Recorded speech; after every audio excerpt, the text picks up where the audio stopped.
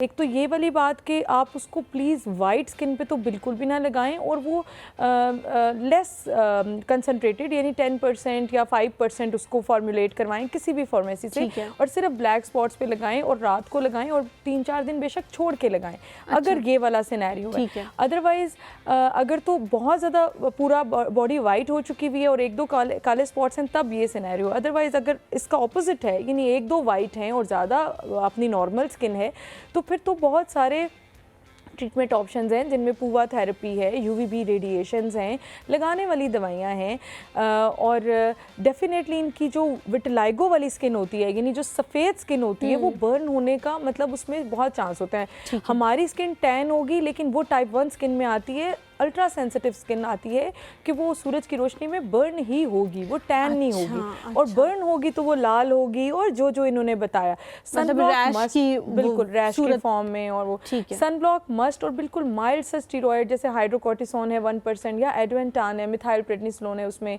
तो वो आप रात को आप दोबारा से बताएंगे ताकि अगर तानिया ने नोट डाउन करना हो तो एडवेंटान क्रीम, ठीक है, या मोमिटासोन हाईवेट के नाम से आती है क्रीम, या 1% हाइड्रोकोर्टिसोन क्रीम। ये आप जो भी बर्न एरिया है, जो रेड एरिया है, जो विटिलाइगो वाला पार्ट आपका रेड हो गया है या उसमें सुर्खी आ गई है, खारिश होगी और उसमें कोई ऊज है या जो भी, तो उस पे लगाएं daily night just for 10 to 15 days.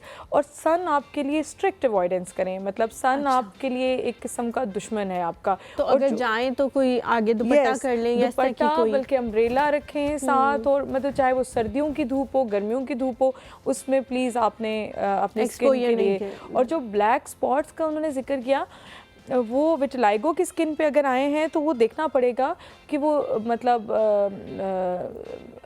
Normal black spots हैं या सस्पिशियस लियन तो नहीं है, तो वो देखना पड़ेगा। और अगर वो आना शुरू हो गए हैं तो इसका मतलब है कि मे बी ज़्यादा एरिया में, जैसे वो कह रही हैं कि उनके पैचेस बड़े होते जा रहे हैं, तो मे बी उनकी नॉर्मल जो स्किन टोन है वही विटिलाइगो वाले आईलैंड्स में वही दोबारा आना शुरू होगी, ठीक है, ग्रो करना शुरू होगी, नीड्स टू बी इवैल्यूएटेड। अच्छा, रियाज साहब की कॉल आई थी, वो पूछ रहे थे कि वाइट दाने हैं और उम्र जो है वो 16-17 अच्छा 16-17 साल में एक्नी बहुत ज़्यादा कॉमन प्रॉब्लम है। 90% लोगों को एक्नी का इशू हो जाता है इस एज में।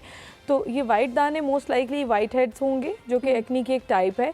तो अगर तो ये बहुत ज़्यादा है फिर खाने वाली दवाई भी देनी पड़ती है। और नंबर 1 ये याद रखें, एक्नी का कोई शॉर्टकट नहीं है। आप घरेलू टोटकों से एक्नी बहुत वर्स हो जाती है, बहुत ख़राब हो जाती है। और उसके ऊपर अगर तो आप इजीली कोई आप कहीं से ले सकते हैं तो अडेप्लिन जेल फॉर्म में, आइसोट्रेटिनोइन जेल फॉर्म में, क्लिंडामाइसिन लोशन फॉर्म में, या नियासिनामाइड जेल फॉर्म में। तो ये वाली कुछ इंग्रेडिएंट्स हैं जिनकी इजीली फार्मेसी पे इनको जेल या क्रीम मिल जाएगी। तो टॉपिकल हम ऐसे एडवाइस कर सकते हैं, लेकिन खाने वाली दवाई देखे बगैर देना एडवाइस करना मुश्किल है। तो ये जितनी भी फॉर्मुलेशंस हैं इनमें से जो भी इनको मिल जाती है वो नाइट टाइम अप्लाई करें, रात को सोते वक्त, और बहुत थोड़ी क्वांटिटी में इनिशियली, बहुत थोड़ी, पहले ट्राई करके देखें ना, just on the affected area, यानी जस्ट ऑन पिंपल्स, पैप्यूल जो भी एक्नी के उन पे लगाएं और फिर सुबह के वक्त डन हो गया।